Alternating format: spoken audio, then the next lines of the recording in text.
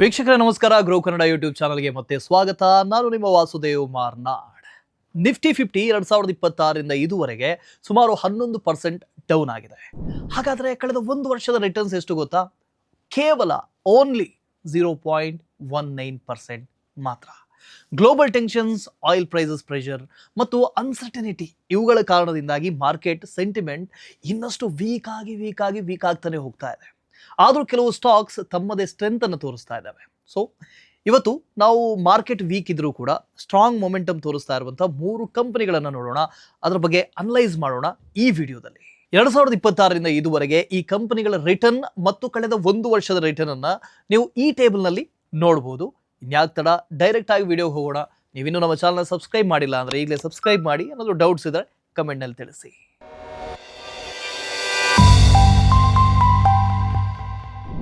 ನಮ್ಮ ಮೊದಲ company Torrent pharmaceuticals. ಇದು ಭಾರತದ 7ನೇ ದೊಡ್ಡ pharma company. Torrent stock performance ತುಂಬ ಇಂಟ್ರೆಸ್ಟಿಂಗ್ ಆಗಿದೆ.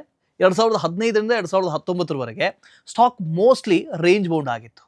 ಆಮೇಲೆ February 2020 clear multi year breakout ಕೊಡ್ತು. ಚಾರ್ಟ್ನಲ್ಲಿ ನೋಡಿದ್ರೆ ಬ್ರೇಕ್ಔಟ್ನ ನಂತರ ವಾಲ್ಯೂಮ್ಸ್ ಕೂಡ ಜಾಸ್ತಿ ಆಗಿದೆ. ಅಂದರೆ ಹೊಸ ಇನ್ವೆಸ್ಟರ್ಸ್ ಪಾರ್ಟಿಸಿಪೇಷನ್ ಬಂದಿದೆ, ಹೆಚ್ಚಾಗಿದೆ. ಆ ನಂತರ ಸ್ಟಾಕ್ ಒಂದು ಪ್ಯಾಟರ್ನ್ ಫಾಲೋ ಮಾಡ್ತಾ ಇದೆ. ಮೊದಲು ಕನ್ಸಾಲಿಡೇಷನ್, ನಂತರ ಬ್ರೇಕ್ಔಟ್, ನಂತರ ಸ್ಟ್ರಾಂಗ್ ರ್ಯಾಲಿ, ಮತ್ತೆ ರಿಪೀಟ್ ಆಗ್ತಾ ಇದೆ. ಇಂಥ ಟ್ರೆಂಡನ್ನು ರೈಡ್ ಮಾಡೋದಕ್ಕೆ ಟ್ರೈಲಿಂಗ್ ಸ್ಟಾಪ್ ಲಾಸ್ ಬಳಸೋದು ಎಫೆಕ್ಟಿವ್ ಆಗಿರುತ್ತೆ. ಈಗ 3500 ಲೆವೆಲ್ ಒಂದು ಇಂಪಾರ್ಟೆಂಟ್ ಪಾಯಿಂಟ್. ಇದನ್ನು ರೀಟೆಸ್ಟ್ ಮಾಡ್ಬೋದು. ಅದಕ್ಕಿಂತ ಕೆಳಗೆ ಹೋದರೆ ಅಪ್ ಟ್ರೆಂಡ್ ಇನ್ವ್ಯಾಲಿಡ್ ಆಗ್ಬೋದು. ಈಗ ಕಂಪ್ನಿಯ ಬಿಸ್ನೆಸ್ಸನ್ನು ನೋಡೋಣ. ಈ company cardio, gastro intestinal, central nervous system ಅಂದರೆ ಬ್ರೈನ್ ಮತ್ತು ಈ ಕಾಸ್ಮೋಡರ್ಮ್ ಸೆಗ್ಮೆಂಟ್ನಲ್ಲಿ ಟಾಪ್ ಪ್ಲೇಯರ್ಗಳಲ್ಲಿ ಒಂದು. ಸಿಂಪಲ್ ಆಗಿ ಹೇಳಬೇಕು ಅಂದರೆ ಫಾರ್ಮಾ ಬಿಸ್ನೆಸ್ 2 ರೀತಿಯಲ್ಲಿ ಕೆಲಸ ಮಾಡುತ್ತೆ: ಜೆನ್ರಿಕ್ಸ್ ಮತ್ತು ಬ್ರ್ಯಾಂಡೆಡ್ ಜೆನ್ರಿಕ್ಸ್. ಅದರಲ್ಲಿ ಜೆನ್ರಿಕ್ಸ್ ಅಂದರೆ ಬೇರೆ ಕಂಪ್ನಿ ಇನ್ವೆಂಟ್ ಮಾಡಿದಂಥ ಮೆಡಿಸಿನ್ಸ್ಗಳನ್ನು ಅದರ ಪೇಟೆಂಟ್ ಎಕ್ಸ್ಪೈರ್ ಆದ ಮೇಲೆ ಯಾರಾದರೂ ಸೇಮ್ ವರ್ಷನ್ ಮಾಡಬಹುದು. ಬ್ರ್ಯಾಂಡೆಡ್ ಜೆನ್ರಿಕ್ಸ್ ಅಂದರೆ ಅದೇ ಮೆಡಿಸಿನ್ ಆದರೆ ಬ್ರ್ಯಾಂಡ್ ನೇಮ್ನಲ್ಲಿ ಮಾರೋದು. ಉದಾಹರಣೆಗೆ ಡೋಲೋ ಆಗಿರ್ಬೋದು, ಕ್ರಾಸಿನ್ ಆಗಿರ್ಬೋದು, ಇವೆಲ್ಲವೂ ಕೂಡ. ಹಾಗಾದರೆ ಟೊರೆಂಟ್ನ ಸ್ಟ್ರಾಟಜಿ ಏನು? ಭಾರತ ಮತ್ತು ಬ್ರೆಜಿಲ್ನಲ್ಲಿ ಬ್ರ್ಯಾಂಡೆಡ್ ಜೆನ್ರಿಕ್ಸ್ ಮಾರುತ್ತೆ. US ಮತ್ತು ಜರ್ಮನಿಯಲ್ಲಿ ಪ್ಲೇನ್ ಜೆನ್ರಿಕ್ಸ್ ಅನ್ನು ಮಾರುತ್ತೆ. Q3 FY26 ಪ್ರಕಾರ 75% ರೆವಿನ್ಯೂ ಬ್ರ್ಯಾಂಡೆಡ್ ಮಾರ್ಕೆಟ್ನಿಂದ ಬಂದಿದೆ. ಅದೇ 25% ರೆವಿನ್ಯೂ ಜೆನ್ರಿಕ್ಸ್ ಮಾರ್ಕೆಟ್ನಿಂದ ಬಂದಿದೆ. ಇದರಿಂದಾಗಿ ಕಂಪನಿ ಒಂದು ಮಾರ್ಕೆಟ್ನ ಮೇಲೆ ಮಾತ್ರ ಡಿಪೆಂಡ್ ಆಗಿಲ್ಲ ಅನ್ನೋದು ಕ್ಲಿಯರ್ ಆಗುತ್ತೆ. ಇತ್ತೀಚೆಗೆ ನಡೆದಂಥ ಒಂದು ದೊಡ್ಡ ಮೂವ್ ಅಂದರೆ JB ಕೆಮಿಕಲ್ಸ್ ಅಕ್ವಿಸಿಷನ್. ಈ ಅಕ್ವಿಸಿಷನ್ನ ಮೂಲಕ ಟೊರೆಂಟ್ ಫಾರ್ಮಾಸ್ಯೂಟಿಕಲ್ಸ್ CDMO ಬಿಸ್ನೆಸ್ನಲ್ಲಿ ತನ್ನ ಪ್ರೆಸೆನ್ಸನ್ನು ಇನ್ನಷ್ಟು ಸ್ಟ್ರಾಂಗ್ ಮಾಡಿಕೊಂಡಿದೆ. ಜನವರಿ 2026 ಟೊರೆಂಟ್ 46.39% ಸ್ಟೇಕ್ ಅಕ್ವೈರ್ ಮಾಡಿ ಕಂಪ್ನಿನ ಕಂಟ್ರೋಲ್ ತಗೊಂಡಿದೆ. ಈಗ ಟೋಟಲ್ ಸ್ಟೇಕ್ ಸುಮಾರು 48% ಆಗಿದೆ. ಮ್ಯಾನೇಜ್ಮೆಂಟ್ ಪ್ಲಾನ್ ತುಂಬಾ ಸಿಂಪಲ್ ಆಗಿದೆ. ಮೊದಲು ಕಂಟ್ರೋಲ್, ನಂತರ ಮರ್ಜರ್, ನಂತರ ಒಟ್ಟಿಗೆ ಕೆಲಸ ಮಾಡಿ ಹೆಚ್ಚುವರಿ ಲಾಭವನ್ನು ಗಳಿಸೋದು. R&D ಕೂಡ ಈ ಬಿಸ್ನೆಸ್ನಲ್ಲಿ ತುಂಬಾ ಮುಖ್ಯ. ಕಂಪ್ನಿ ರೆವಿನ್ಯೂನ ಸುಮಾರು 5% R&Dಗೆ ಸ್ಪೆಂಡ್ ಮಾಡ್ತಾ ಇದೆ. ಆದರೆ ಈ ಪರ್ಸೆಂಟೇಜ್ ನಿಧಾನವಾಗಿ ಕಮ್ಮಿ ಆಗ್ತಾ ಇದೆ. ಈಗ ಫಿನಾನ್ಷಿಯಲ್ ಟ್ರೆಂಡನ್ನು ನೋಡೋಣ. ಸೇಲ್ಸ್ FY14 4,000 ಕೋಟಿಯಿಂದ FY25 11,500 ಕೋಟಿ, ಅಂದರೆ ಸುಮಾರು 3x ಗ್ರೋತ್ ಮಾರ್ಜಿನ್ಸ್ ಇದೆ. ಮೊದಲು 22-24%, ಈಗ 32-33%ಗೆ ಇಂಪ್ರೂವ್ ಆಗಿದೆ. FY16 ಮಾರ್ಜಿನ್ಸ್ ಬಂದು 41% ಹೋಗಿದ್ವು. ಇದು ಎಕ್ಸೆಪ್ಷನಲ್ ಗೇನ್, ಅಂದರೆ ಹೊಸ ಪ್ರಾಡಕ್ಟ್ ಲಾಂಚ್ ಮತ್ತು US ಲೋ ಕಾಂಪಿಟೇಷನ್ನ ಕಾರಣದಿಂದಾಗಿ ಬಂದಿದೆ. ನೆಟ್ ಪ್ರಾಫಿಟ್ ನೋಡಿದ್ರೆ 664 ಕೋಟಿ FY14 ಇತ್ತು. ಅದೇ 1911 ಕೋಟಿ FY25ಗೆ ರೈಸ್ ಆಗಿದೆ. ಸುಮಾರು 2.8x ಗ್ರೋತ್ ಆಗಿದೆ. ಕ್ಯಾಶ್ ಪೊಸಿಷನ್ ಕೂಡ ಸ್ಟ್ರಾಂಗ್ ಆಗಿದೆ. ಕಳೆದ 10 ವರ್ಷದಲ್ಲಿ ಕಂಪನಿ ಕನ್ಸಿಸ್ಟೆಂಟ್ ಆಗಿ ಪಾಸಿಟಿವ್ ಕ್ಯಾಶ್ ಫ್ಲೋ ಜನರೇಟ್ ಮಾಡ್ತಾ ಇದೆ. ಈಗ ಕ್ವಾರ್ಟರ್ಲಿ ರಿಸಲ್ಟ್ ಅನ್ನು ನೋಡೋಣ. Q3 FY26 ಸೇಲ್ಸ್ ಬಂದು 18% ಇನ್ಕ್ರೀಸ್ ಆಗಿ 3,303 ಕೋಟಿ ಆಗಿದೆ. ಭಾರತ ಮತ್ತು ಬ್ರೆಜಿಲ್ ಈ ಗ್ರೋತ್ನ ಮೇನ್ ಡ್ರೈವರ್ಸ್. ಅಂದರೆ ಒಟ್ಟಿಗೆ 75% ರೆವಿನ್ಯೂ 2 ದೇಶಗಳಿಂದ ಜನರೇಟ್ ಆಗುತ್ತೆ. ಭಾರತದಲ್ಲಿ 14% ಗ್ರೋತ್ ಇದೆ, ಬ್ರೆಜಿಲ್ನಲ್ಲಿ 27% ಗ್ರೋತ್ ಇದೆ. ಇನ್ನು EBITDA 19% ಇನ್ಕ್ರೀಸ್ ಆಗಿ 1,088 ಕೋಟಿ ಆಗಿದೆ. ಮಾರ್ಜಿನ್ಸ್ ಸ್ಟೇಬಲ್ ಆಗಿ 33% ಇದೆ. ಈಗ ಗ್ರೋತ್ ಔಟ್ಲುಕ್ ಅನ್ನು ನೋಡೋಣ. US ಮಾರ್ಕೆಟ್ನಲ್ಲಿ ಕಂಪನಿ ಆನ್ಯುವಲ್ ರೆವಿನ್ಯೂ $200 ಮಿಲಿಯನ್, ಅಂದರೆ ಸುಮಾರು 1,800 ಕೋಟಿ ಕ್ರಾಸ್ ಮಾಡುವಂಥ ಟಾರ್ಗೆಟ್ ಅನ್ನು ಇಟ್ಕೊಂಡಿದೆ. ಇದಕ್ಕಾಗಿ ಪ್ರತಿ ವರ್ಷ 5ರಿಂದ 7 ಹೊಸ ಪ್ರಾಡಕ್ಟ್ ಲಾಂಚ್ ಮಾಡುವಂಥ ಪ್ಲಾನ್ ಇದೆ ಈ ಕಂಪನಿಗೆ. JB ಕೆಮಿಕಲ್ಸ್ ಅಕ್ವಿಸಿಷನ್ನಿಂದ ಟೊರೆಂಟ್ ಫಾರ್ಮಾಸ್ಯೂಟಿಕಲ್ಸ್ ಮ್ಯಾನೇಜ್ಮೆಂಟ್ ಮುಂದಿನ 2ರಿಂದ 3 ವರ್ಷಗಳಲ್ಲಿ 400ರಿಂದ 450 ಕೋಟಿ ಕಾಸ್ಟ್ನ ಎಕ್ಸ್ಪೆಕ್ಟ್ ಮಾಡ್ತಾ ಇದೆ. ಈಗ ಕಂಪನಿಯ ರಿಸ್ಕ್ ಕೂಡ ಅರ್ಥ ಮಾಡ್ಕೊಳ್ಬೇಕು, ಇದು ಕೂಡ ತುಂಬಾ ಇಂಪಾರ್ಟೆಂಟ್. ಜರ್ಮನಿಯಲ್ಲಿ ಒಂದು ಸಪ್ಲೈಯರ್ಗೆ ರೆಗ್ಯುಲೇಟರಿ ಇಶ್ಯೂ ಬಂದ ಕಾರಣಕ್ಕಾಗಿ ಸಪ್ಲೈ ಇಂಪ್ಯಾಕ್ಟ್ ಆಗಿದೆ. ಆಲ್ಟರ್ನೇಟಿವ್ ಸೆಟಪ್ ಮಾಡೋದಕ್ಕೆ ಒಂದು 3-4 ಕ್ವಾರ್ಟರ್ಸ್ ಬೇಕಾಗ್ಬೋದು. ಇಂಥ ಇಶ್ಯೂಸ್ ಬಿಸ್ನೆಸ್ ರಿಸ್ಕ್ ಆಗಿ ಮುಂದುವರಿಬೋದು. ಇನ್ನು ವ್ಯಾಲ್ಯೂಯೇಷನ್ ವೈಸ್ ನೋಡಿದ್ರೆ ಕಂಪನಿ ಸ್ವಲ್ಪ ಎಕ್ಸ್ಪೆನ್ಸಿವ್ ಆಗಿದೆ ಅಂತ ಕಾಣಿಸುತ್ತೆ. ಕರೆಂಟ್ ಪಿ ಬಂದು 62 ಇದೆ, ಪಿ ಜಿ ರೇಷಿಯೋ ಬಂದು ಸುಮಾರು 3 ಇದೆ. ಈ ವ್ಯಾಲ್ಯೂಯೇಷನ್ ಕಂಪನಿ ಗ್ರೋತ್ಗೆ ಹೋಲಿಸಿದ್ರೆ ಫುಲ್ಲಿ ಜಸ್ಟಿಫೈಡ್ ಆಗಿಲ್ಲ ಅಂತ ಅನ್ಸುತ್ತೆ. ಇದು ನಮ್ಮ ಮೊದಲನೇ ಕಂಪನಿಯ ಬಗ್ಗೆ. ಇನ್ನು ನಮ್ಮ ಎರಡನೇ ಕಂಪನಿ ಅಕ್ಯುಟಾಸ್ ಕೆಮಿಕಲ್ಸ್.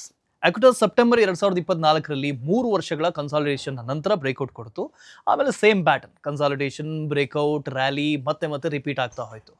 ಇಂತಹ ಟ್ರೆಂಡ್ ರೈಡ್ ಮಾಡೋದಕ್ಕೆ ಇನ್ವೆಸ್ಟರ್ಸ್ ಪ್ರತಿಯೊಂದು ಬ್ರೇಕ್ಔಟ್ ಸಮಯದಲ್ಲಿ ಸ್ಟಾಪ್ ಲಾಸ್ ಟ್ರಯಲ್ ಅನ್ನು ಮಾಡೋದು ಉತ್ತಮ. ಆದರೆ ಇಲ್ಲೊಂದು ಮುಖ್ಯ ಪಾಯಿಂಟ್ ಇದೆ, ಒಂದು ಇಂಪಾರ್ಟೆಂಟ್ ಪಾಯಿಂಟ್ ಇದೆ. ಪ್ರತಿ ಬ್ರೇಕ್ಔಟ್ನ ನಂತರ ಪ್ರೈಸ್ ಮೊಮೆಂಟ್ ಇನ್ನಷ್ಟು ಸ್ಟೀಪ್ ಆಗ್ತಾ ಹೋಗ್ತಾ ಇದೆ. ಕೆಳಗಿನ ಕೀ ಲೆವೆಲ್ ಸಪೋರ್ಟ್ ಆಗಿ ಕೆಲಸ ಮಾಡಬಹುದು, ಆದರೆ ಅವು ಬ್ರೇಕ್ ಆದರೆ ಟ್ರೆಂಡ್ ಇನ್ವ್ಯಾಲಿಡ್ ಆಗ್ಬೋದು.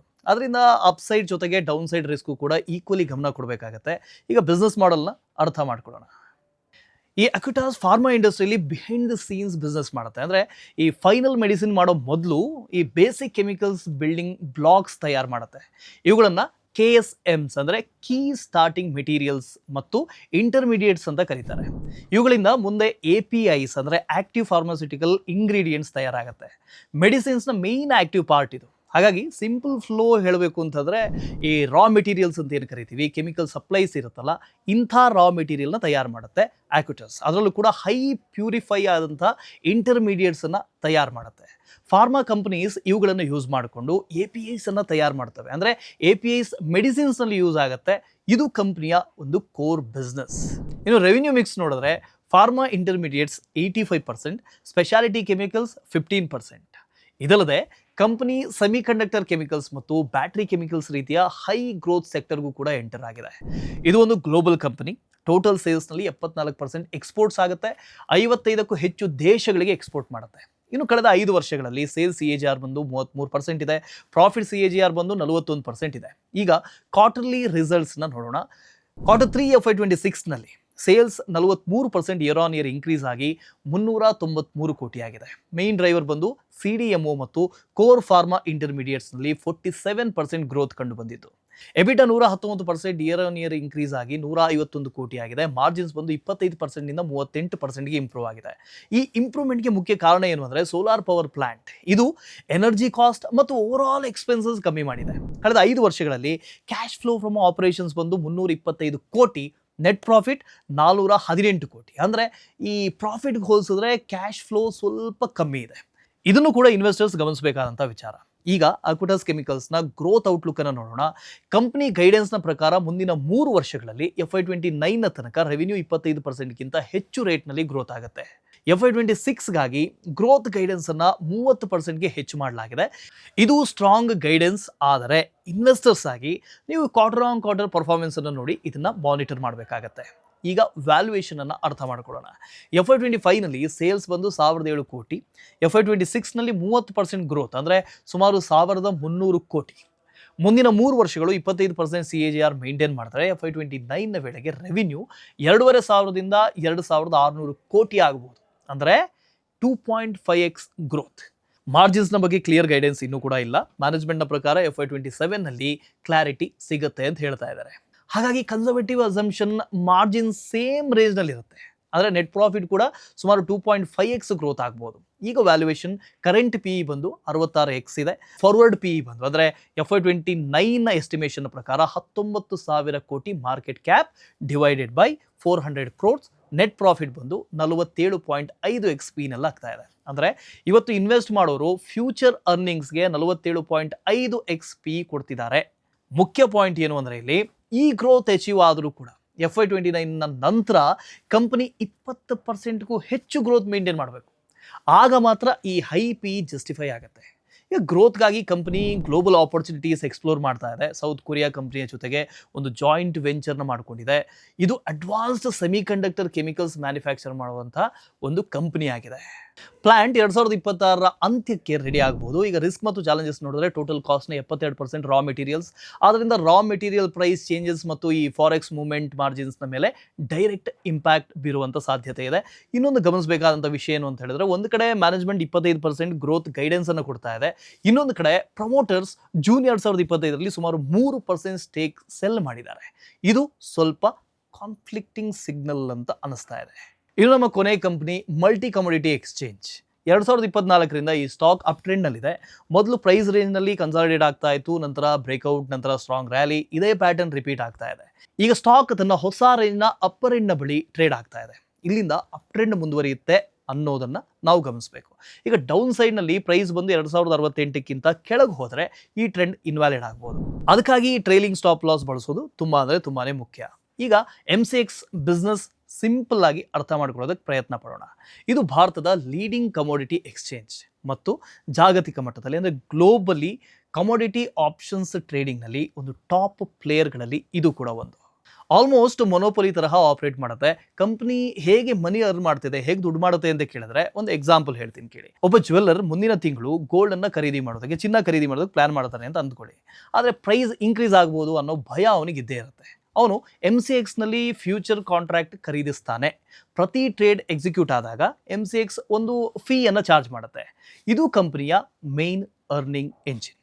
ಸುಮಾರು 95% ರೆವಿನ್ಯೂ ಈ ಟ್ರೇಡಿಂಗ್ ಫೀಸ್ನಿಂದಲೇ ಬರುತ್ತೆ. ಅದರಲ್ಲಿ 80% ಗೋಲ್ಡ್ ಮತ್ತು ಸಿಲ್ವರ್ ಟ್ರೇಡಿಂಗ್ನಿಂದ ಬರುತ್ತೆ. ಕಳೆದ 5 ವರ್ಷಗಳಲ್ಲಿ ಕಂಪನಿ ಸ್ಟ್ರಾಂಗ್ ಗ್ರೋತನ್ನು ತೋರಿಸಿದೆ. ಸೇಲ್ಸ್ CAGR ಬಂದು 23%, ಜೊತೆಗೆ ಪ್ರಾಫಿಟ್ CAGR ಬಂದು 25% ಇದೆ. ಆದರೆ ಮಾರ್ಜಿನ್ಸ್ನ ನಡುವೆ ಪ್ರೆಷರ್ ಇನ್ನೂ ಕೂಡ ಹಾಗೆ ಇದೆ, ವಿಶೇಷವಾಗಿ 2023 ಮತ್ತು 2024 ಸಮಯದಲ್ಲಿ. ಕಾರಣ ಏನು ಅಂದರೆ ಇದಕ್ಕೂ ಒಂದು ಕಾರಣ ಇದೆ.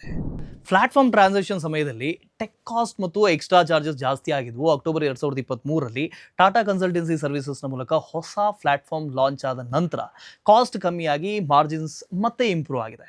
ಮಲ್ಟಿ ಕಮೋಡಿಟಿ ಎಕ್ಸ್ಚೇಂಜ್ನ ಬಗ್ಗೆ ಇನ್ನೊಂದು ಪಾಸಿಟಿವ್ ಪಾಯಿಂಟ್ ಏನು ಅಂದರೆ, ಈಗ ಪ್ರಾಫಿಟ್ಸ್ ಹೆಚ್ಚು ಕೋರ್ ಆಪರೇಷನ್ಸ್ನಿಂದ ಬರ್ತಾ ಇದೆ. ಅದರ್ ಇನ್ಕಮ್ನ ಮೇಲೆ ಡಿಪೆಂಡೆನ್ಸಿ ತುಂಬಾ ಕಮ್ಮಿ ಆಗಿದೆ.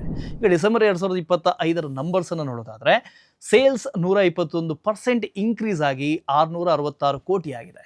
ಇಷ್ಟು ಗ್ರೋತ್ ಹೇಗೆ ಬಂತು ಈ ಕಂಪ್ನಿಗೆ? ಸಿಂಪಲ್ ರೀಸನ್ ಒಂದೇ, ಮಾರ್ಕೆಟ್ನಲ್ಲಿ ವಾಲಟಿಲಿಟಿ ಜಾಸ್ತಿ ಇತ್ತು ಮತ್ತು ಗೋಲ್ಡ್ ಸಿಲ್ವರ್ ಪ್ರೈಸಸ್ ಹೆಚ್ಚಾದವು. ಇದರಿಂದಾಗಿ ಟ್ರೇಡಿಂಗ್ ಆಕ್ಟಿವಿಟಿ ತುಂಬಾ ಹೆಚ್ಚಾಯಿತು. ಫ್ಯೂಚರ್ಸ್ ಮತ್ತು ಆಪ್ಷನ್ಸ್ ಎರಡರಲ್ಲೂ ಕೂಡ 200% ಪ್ಲಸ್ ವಾಲ್ಯೂಮ್ ಗ್ರೋತ್. ಫ್ಯೂಚರ್ಸ್ನಲ್ಲಿ ಮಾತ್ರ ಗೋಲ್ಡ್ ಮತ್ತು ಸಿಲ್ವರ್ ಸುಮಾರು 80% ಕಾಂಟ್ರಿಬ್ಯೂಟ್ ಮಾಡಿದೆ. ಎಕ್ಸ್ಪೆನ್ಸಸ್ ಮಾತ್ರ 59% ಇನ್ಕ್ರೀಸ್ ಆಗಿದೆ. ಇದರಿಂದಾಗಿ ಆಪರೇಟಿಂಗ್ ಲ್ಯಾವರೇಜ್ ಬೆನಿಫಿಟ್ ಕೂಡ ಸಿಕ್ಕಿದೆ. ಆಪರೇಟಿಂಗ್ ಪ್ರಾಫಿಟ್ ಬಂದು 156% ಇನ್ಕ್ರೀಸ್ ಆಗಿದೆ. ಮಾರ್ಜಿನ್ಸ್ ಬಂದು 1000 ಬೇಸಿಸ್ ಪಾಯಿಂಟ್ ಇನ್ಕ್ರೀಸ್ ಆಗಿದೆ. ನೆಟ್ ಪ್ರಾಫಿಟ್ ಬಂದು 151% ಇನ್ಕ್ರೀಸ್ ಆಗಿ 401 ಕೋಟಿ. ಆದರೆ ಈ ಲೆವೆಲ್ ಗ್ರೋತ್ ಯಾವಾಗಲೂ ಕೂಡ ಇರುತ್ತೆ ಅಂತ ಹೇಳೋದಕ್ಕೆ ಬರೋದಿಲ್ಲ. ಮ್ಯಾನೇಜ್ಮೆಂಟ್ ಏನು ಹೇಳುತ್ತೆ ಅಂತ ಹೇಳಿದ್ರೆ ಬಿಸ್ನೆಸ್ ಬೇಸ್ ಇಂಪ್ರೂವ್ ಆಗಿದೆ, ಆದರೆ ಈ ವೊಲಟಿಲಿಟಿ ನಾರ್ಮಲ್ ಆದರೆ ಗ್ರೋತ್ ಸ್ಟಡಿ ಆಗ್ಬೋದು ಅಂತ. ಇನ್ನು MCXಗೆ ಗ್ರೋತ್ ಸ್ಕೋಪ್ ಇದೆ, ಯಾಕೆಂದರೆ ಮಾರ್ಕೆಟ್ ಇನ್ನೂ ಕೂಡ ಫುಲ್ಲಿ ಮೆಚೂರ್ ಆಗಿಲ್ಲ. ಉದಾಹರಣೆಗೆ ಹೇಳಬೇಕು ಅಂತ ಹೇಳಿದ್ರೆ ಈ ಹೆಡ್ಜಸ್ 1%, FPIs 2%, ಡೊಮೆಸ್ಟಿಕ್ ಇನ್ಸ್ಟಿಟ್ಯೂಷನ್ಸ್ ಬಹಳ ಅಂದರೆ ಬಹಳ ಕಮ್ಮಿ. FPI ಟರ್ನ್ ಓವರ್ ಕೂಡ 1925 ಕೋಟಿ FY24ಗಿತ್ತು. ಅಲ್ಲಿಂದ 11,569 ಕೋಟಿ FY25ಗೆ ಬಂದಾಗ ಹೆಚ್ಚಾಗಿದೆ. ಇನ್ನು ಇನ್ಫ್ರಾಸ್ಟ್ರಕ್ಚರ್ ಸೈಡ್ ನೋಡೋದಾದರೆ ಈ ಕರೆಂಟ್ ಟರ್ನ್ ಓವರ್ ಬಂದು 7.5 ಲಕ್ಷ ಕೋಟಿ ಇದೆ. ಇನ್ನು ಪ್ಲಾಟ್ಫಾರ್ಮ್ ಕೆಪಾಸಿಟಿ ಬಂದು 3 to 4x ಹ್ಯಾಂಡಲ್ ಮಾಡ್ಬೋದು. ಲಾಂಗ್ ಟರ್ಮ್ ಟಾರ್ಗೆಟ್ ಬಂದು 10x ಸ್ಕೇಲೆಬಲ್ ಆಗಿದೆ ಅಂತ ಹೇಳ್ತಾ ಇದ್ದಾರೆ. ಈಗ ಕ್ಯಾಶ್ ಜನರೇಷನನ್ನು ಅರ್ಥ ಮಾಡ್ಕೊಳ್ಳೋಣ. CFO to net profit ratio ಬಂದು 1 ಅಂದರೆ ಪಾಸಿಟಿವ್ ಇದೆ. ಆದರೆ ವರ್ಕಿಂಗ್ ಕ್ಯಾಪಿಟಲ್ ಮೂವ್ಮೆಂಟ್ ಟ್ರ್ಯಾಕ್ ಮಾಡಬೇಕು. ಸಿಂಪಲ್ ಆಗಿ ಹೇಳಬೇಕು ಅಂತ ಹೇಳಿದ್ರೆ ಕ್ಯಾಶ್ ಬರ್ತಾ ಇದೆ, ಆದರೆ ವರ್ಕಿಂಗ್ ಕ್ಯಾಪಿಟಲ್ ಎಫೆಕ್ಟ್ ಜಾಸ್ತಿ ಇದೆ. ಇದರಿಂದಾಗಿ ರಿಯಲ್ ಕ್ಯಾಶ್ ಕ್ವಾಲಿಟಿ ಗಮನಿಸಬೇಕಾಗಿದೆ. ರಿಸ್ಕ್ ನೋಡಬೇಕು ಅಂತ ಹೇಳಿದ್ರೆ ಬಿಗ್ಗೆಸ್ಟ್ ರಿಸ್ಕ್ ಈ ಕಂಪ್ನಿಗೆ ಇರೋದು ಕಾನ್ಸಂಟ್ರೇಷನ್ ರಿಸ್ಕ್. Q3 FY26ನಲ್ಲಿ ಈ ಬುಲಿಯನ್ ಸೆಗ್ಮೆಂಟ್ ಇದೆಯಲ್ಲ 69% ಟ್ರೇಡಿಂಗ್, ಗೋಲ್ಡ್ ಪ್ಲಸ್ ಸಿಲ್ವರ್ನಿಂದ 78% ಫ್ಯೂಚರ್ಸ್ ಟರ್ನ್ ಓವರ್ ಆಗಿದೆ. ಅಂದರೆ ಬಿಸ್ನೆಸಸ್ ತುಂಬ ಗೋಲ್ಡ್ ಮತ್ತು ಸಿಲ್ವರ್ನ ಮೇಲೆ ಡಿಪೆಂಡ್ ಆಗಿದೆ ಅಂತ ಕಾಣಿಸ್ತಾ ಇದೆ. ಇದು ಒಂದು ಮೇಜರ್ ರಿಸ್ಕ್. ಇದರಿಂದ ಏನು ಅರ್ಥ ಆಗುತ್ತೆ, ಬುಲಿಯನ್ ಟ್ರೇಡಿಂಗ್ ಸ್ವಲ್ಪವಾದರೂ ಸ್ಲೋ ಆದರೆ ಓವರಾಲ್ ವಾಲ್ಯೂಮ್ಸ್ನ ಮೇಲೆ ಡೈರೆಕ್ಟ್ ಇಂಪ್ಯಾಕ್ಟ್ ಆಗುವಂಥ ಚಾನ್ಸಸ್ ಇದೆ. ಪಾಲಿಸಿ ರಿಸ್ಕ್ ಕೂಡ ತುಂಬಾ ಇದೆ. ರೆಗ್ಯುಲೇಟರ್ ಯಾವ ಕಾಂಟ್ರಾಕ್ಟನ್ನಾದರೂ ಕೂಡ ಸಸ್ಪೆಂಡ್ ಮಾಡಿದ್ರೆ ರೆವಿನ್ಯೂ ತಕ್ಷಣಕ್ಕೆ ಹಿಟ್ ಆಗುವಂಥ ಚಾನ್ಸಸ್ ಇರುತ್ತೆ.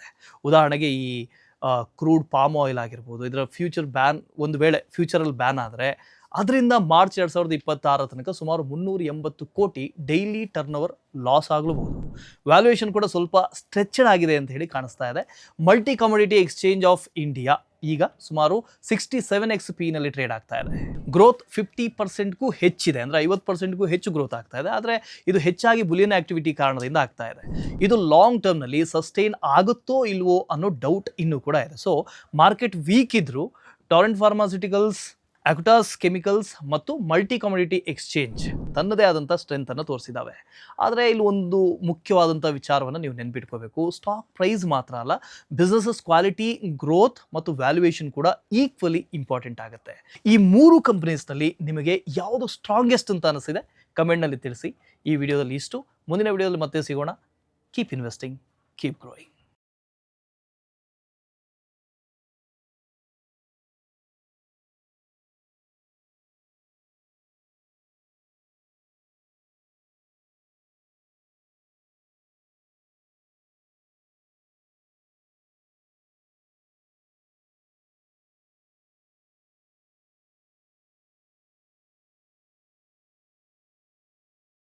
Investment in securities market are subject to market risks. Read all the related documents carefully before investing. Please read the risk disclosure documents carefully before investing in equity shares, derivatives, mutual fund, and or other instruments traded on the stock exchanges.